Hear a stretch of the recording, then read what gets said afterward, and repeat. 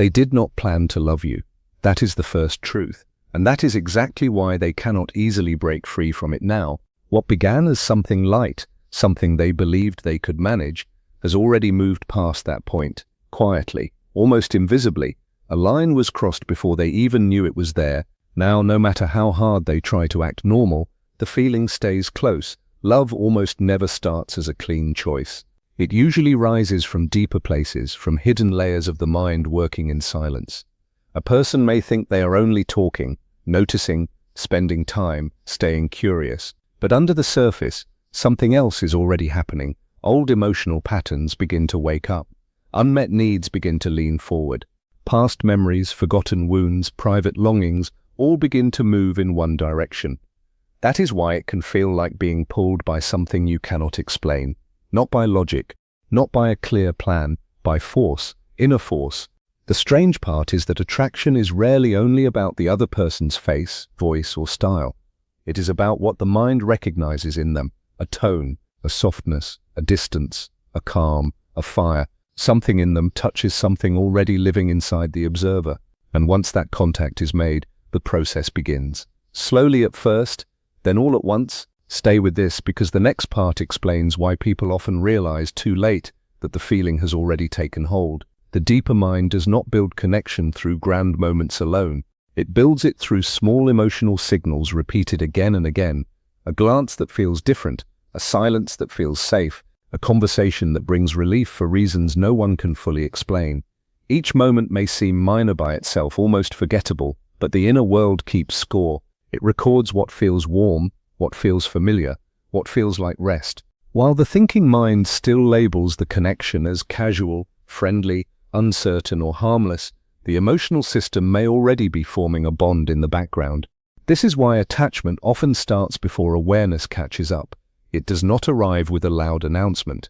It shows up as extra attention, as noticing their mood more than usual, as caring a little too much about a reply, a pause, a shift in tone, as feeling the room change when they enter it, and feeling their absence more than it should matter. And here is where it gets even more intense. Inconsistency can strengthen attachment just as much as consistency, sometimes even more. A warm moment followed by distance creates emotional tension, and the mind hates unfinished tension. It wants answers, it wants resolution, so it keeps returning, it keeps thinking, it keeps feeling. By the time a person says, "I think I'm getting attached," they are usually far behind the real beginning. The structure was already built through repeated emotional impressions that slipped under the door of awareness. What feels sudden now only feels sudden because the truth stayed hidden while it was growing. The mind naturally resists whatever threatens its usual balance, even when that threat arrives wearing the face of desire. When someone begins to matter too much, a quiet conflict starts inside. One side moves closer, the other side pulls back. Not because the feeling is fake, but because the feeling is powerful. Deep attraction does more than create longing. It wakes up parts of the self that may have been sleeping for years. Vulnerability, need, dependency, hope, fear, the wish to be seen, the terror of being seen too clearly. All of this can rise at once. And when these hidden parts come forward, the person may not call it love. They may call it confusion, distraction, bad timing, overthinking. But often, that is only the mind trying to make the experience feel smaller than it really is. Because the real discomfort is not the attraction itself, it is what the attraction reveals. When another person becomes deeply meaningful, they begin to expose the cracks, the hunger, the missing pieces that were easier to ignore before. That is why resistance appears. The person may step back, go cold, act unsure, or try to reduce the connection to something simple. They may tell themselves it is only a phase, only chemistry, only imagination. But resistance is not the opposite of feeling. It is often proof of how strong the feeling has become. The more deeply someone is affected, the more the mind may fight to restore control. And this is the trap. The same connection that feels beautiful can also feel dangerous, not because it is wrong, but because it touches parts of the self the person does not fully know how to carry. When emotional intensity rises past a certain point, the nervous system can read it as a threat, even if the experience is wanted, exciting, and deeply meaningful. That sounds strange, but it happens all the time. A person can want closeness and fear it in the same breath. They can crave the connection and still step away from it. The human mind is built to protect stability. So when someone enters your inner world and begins changing your rhythm, your thoughts, your focus, your sense of control, the system reacts. First, there is excitement. Then there is unease. Thoughts become louder, attention narrows, the emotional body becomes harder to manage, and suddenly what felt sweet can also feel overwhelming. Fear rarely enters as dramatic panic. More often it shows up in quiet ways, in delay, in hesitation, in mixed signals, in becoming hard to read, in pulling away right after a close moment, in acting detached when the heart is anything but detached. The person may not even know what they are afraid of. They only know that the intensity feels risky, too strong, too fast, too alive. Vulnerability is often treated like danger by a mind that has learned to survive through control. So even something good can trigger defense. This is why meaningful connections so often create a painful paradox. The same depth that pulls a person closer can also activate the need to retreat. They want more, but they also want safety. They want the feeling, but they want protection from the feeling. And until they understand that split, their actions may keep moving in opposite directions, leaving both people confused by a battle that was happening long before either of them had words for it. A huge part of this intensity comes from projection. This is one of the deepest reasons certain people feel impossible to forget. We do not always see them as they truly are. We see them through the lens of our own hidden emotional world.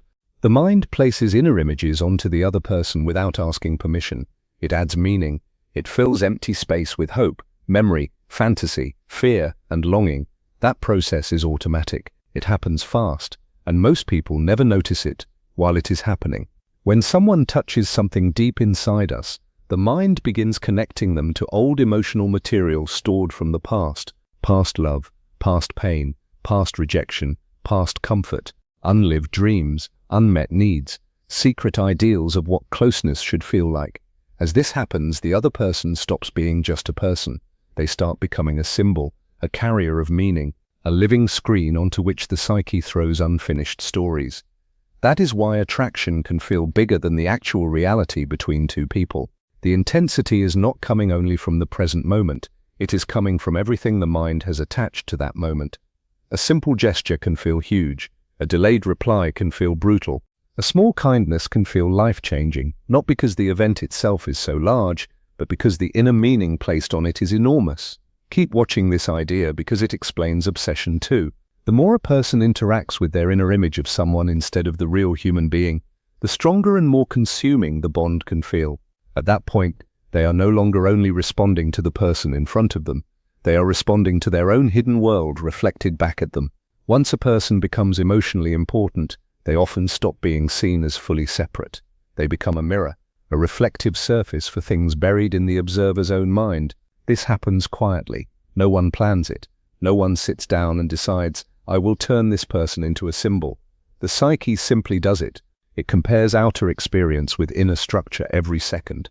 So when someone activates unresolved material, they begin to carry more meaning than their actions alone could ever explain. In this state, the other person can represent tenderness, danger, confidence, loss, healing, warmth, mystery, or emotional completion. They may seem to contain something the observer feels disconnected from inside themselves. And because those inner qualities are not yet fully owned, the mind places them outside, onto the other person. That creates the illusion that the connection itself is the source of all the intensity. But very often, the intensity is also self-recognition. The person is not only reacting to the other, they are reacting to what the other wakes up inside them. This is why even a brief moment of attention can feel so powerful. It does not land on an empty surface. It lands on a part of the self that has been waiting to be noticed, waiting to be chosen, waiting to be touched by something real. Over time, the line between self and other becomes more blurred in emotional perception. Absence starts to carry weight. Silence becomes loaded. Small interactions echo for hours. The connection feels transformative because it is not just a relationship event, it is also an inner event, a meeting with lost, denied, or underdeveloped parts of the self, made visible through another human face. This is where the push and pull becomes impossible to ignore. Inner conflict grows when two forces rise at the same time, the desire for closeness and the need to stay in control. Both feel urgent, both feel real, and both can shape behavior in completely different ways. One side of the person wants comfort, warmth, intimacy, and the relief of being emotionally understood. The other side fears exposure, dependency, loss of freedom, and the possibility of being changed by the connection. These forces do not take turns politely. They clash beneath awareness. That is why someone can feel intensely present one day and distant the next, open in one moment, guarded in the next. It is not always because their feelings changed. Often different inner systems are taking control at different times. If strong emotional closeness feels unfamiliar, the nervous system may not experience it as safe at first. It may experience it as destabilizing. So the person starts making sense of their behavior with outside reasons: timing, stress, circumstance, confusion, compatibility. Maybe some of those things are true, but sometimes the deeper truth is simpler and harder to admit. The connection is real, and they do not know how to hold it without feeling threatened by its power. That creates emotional instability in the relationship itself, not always because the bond is weak, but because the bond is strong enough to wake opposing impulses. One part wants to surrender, one part wants to escape, and until that internal war is faced honestly, the connection keeps carrying a heavy charge, as if every interaction is happening on unstable ground. What the mind refuses to face does not disappear. It changes shape. It slips out of clear awareness and begins influencing life from the shadows. When a person pushes away a feeling, a fear, a desire, or a truth that feels too uncomfortable, they do not erase it. They only lose direct access to it. The denied material remains active. It waits, it gathers pressure, and sooner or later, it begins showing itself through indirect paths. In relationships, this often looks like obsession, emotional confusion, repeated mental loops, intense reactions that seem bigger than the moment, or an inability to let go of someone who clearly touched a hidden nerve. The psyche does not like unfinished inner material. It keeps trying to bring it forward. That is why certain people stay in the mind long after logic says they should not. The person is not only thinking about them, they are circling something inside themselves that the connection exposed. The more firmly an emotion is denied, the more force it may gain beneath the surface. Then the outside person becomes charged with inner meaning that was never really theirs to carry. The individual may say, "They are making me feel this," when the deeper truth is that the relationship is revealing what was already waiting within. This displacement creates intensity without clarity. Feeling grows stronger, but understanding grows weaker. And that is why denial is so costly. It feeds the very thing it tries to suppress. The hidden material does not go silent. It returns through tension, through longing, through repeated thoughts, through emotional pain, and through relationships that seem to carry far more power than the visible facts alone can explain. Love often feels beautiful and dangerous at the same time because it weakens the illusion of total emotional control. Control here is not just about behavior, it is about inner regulation. The ability to guide thoughts, steady feelings, and keep the self organized. Strong attachment shakes that structure. Once someone matters deeply, the mind changes its rhythm around them. Thoughts return without invitation. Attention keeps circling back. Memories sharpen. Anticipation grows. Emotional reactions become quicker and stronger. It starts to feel as if the inner world is no longer moving by its usual rules. This can be deeply uncomfortable, even when the person wants the connection. The human mind prefers predictability. It likes order. It likes the sense that feelings can be measured and managed. But love does not always ask for permission. It enters as an experience that can reorganize perception from the inside out. Suddenly one message can lift the whole day. One silence can darken it. One memory can reopen a feeling that was supposed to be under control. That is why emotional attachment can feel like being lived by something rather than simply choosing something. Reactions come on their own. Associations appear on their own. The heart responds before the mind prepares its explanation, and so the person begins to feel split again. One side wants closeness because it brings reward, warmth, relief. The other side tries to restore control through distance, logic, coldness, or restraint. That inner fight only deepens the sense of being overtaken, because now the person is not just dealing with love, they are dealing with the collapse of the belief that they can stay untouched by what love awakens. And yet this emotional pressure is not meaningless. It often becomes the doorway to transformation. Real change begins when a person can no longer avoid what a connection is exposing. Not when life is calm, not when everything stays simple, But when strong emotion forces hidden material into the light, that process is rarely soft. It feels disruptive. It shakes old beliefs about independence, identity, safety, attachment, and self-control.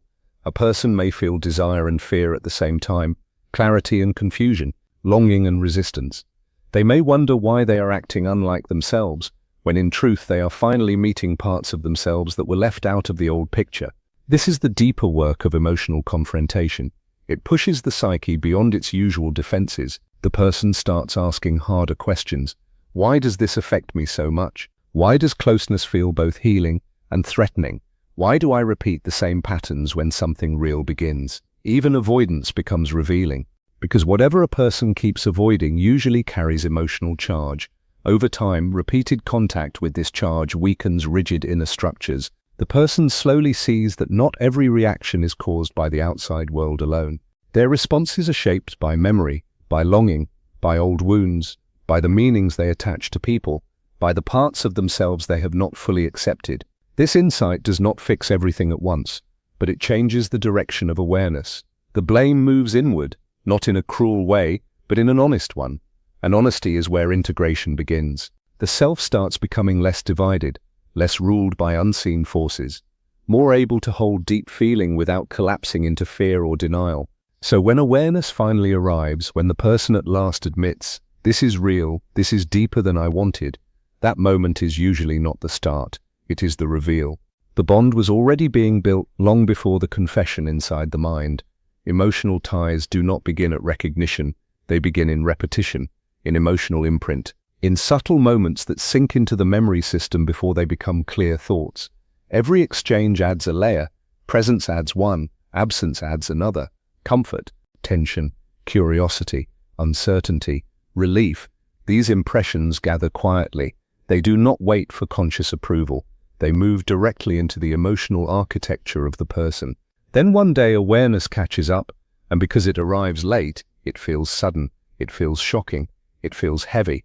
But the heaviness comes from seeing all at once what had been forming little by little in secret. This is why people often believe they are making a decision in the present, when they are actually discovering a structure that already exists. They are not standing at the beginning of attachment. They are standing in the middle of something already alive. And once they see it, they also see how little of the early process was under deliberate control. That realization can be humbling. It can also be frightening, because it means connection is not always chosen in neat, clear steps. Sometimes it is layered into the psyche before the mind has language for what is happening. By the time the truth becomes visible, the feeling is no longer small. It has weight, it has reach, it has already changed perception, expectation, and emotional focus from the inside. That is why some people look fine on the outside, while silently losing the fight on the inside. They may still act distant, they may still speak carefully, they may still try to keep the connection inside safe limits, but internally the structure has shifted. Your presence has already entered their thought patterns. Their emotional timing has already adjusted around you. Their reactions have already become linked to things they cannot easily explain. They may try to frame it as temporary. They may tell themselves they can step back whenever they want. But if the bond has reached the deeper layers, stepping back does not remove it. It only exposes how strong it became while they were pretending it was still manageable. And this is the part most people never say out loud. What unsettles them most is not only that they feel so much, it is that they did not mean to. They never planned to hand this much power to a connection. They never expected one person to awaken so many hidden rooms inside them. But once those rooms are open, they cannot be unopened by force. The mind can deny, the body can withdraw, the voice can stay quiet. Still, the inner movement remains, because when a connection touches what is unresolved, what is deeply wanted, what is long denied, it leaves a mark beyond surface emotion. It becomes part of the person's inner landscape, and that is why they keep returning to it, even in silence, not because they are weak, not because they are careless, but because something in them recognized meaning before their conscious mind was ready to understand it. So if it feels like they are trapped between wanting you and resisting you, that is often because both things are true. The attraction is real, the fear is real, the bond is real, the conflict is real. They may come close, then pull away. They may speak with warmth, then vanish into distance. They may try to reduce the connection, then find themselves drawn back in without knowing why. It can look confusing from the outside, and it is confusing from the inside too. But confusion does not always mean the feeling is small. Sometimes it means the feeling is bigger than the person's current ability to process it. That is what makes these connections so intense. They are not only emotional experiences, they are psychological events. They stir what was sleeping, they challenge what felt stable, they expose what was hidden, and they force the person to face a simple but uncomfortable truth. Some bonds do not ask permission before they begin changing you. If you have stayed with this all the way to the end, then you already understand the core of it. People do not always fall because they decide to. Sometimes they fall because the deeper mind found something it had been searching for long before the conscious self knew the search was happening. And by the time they finally realize what they feel, it is no longer light, no longer casual, no longer easy to control. The feeling has roots now, it has history now, it has weight, and that is why, once it reaches that point, it is never just about turning away. It becomes about whether they can face what the connection has already awakened inside them.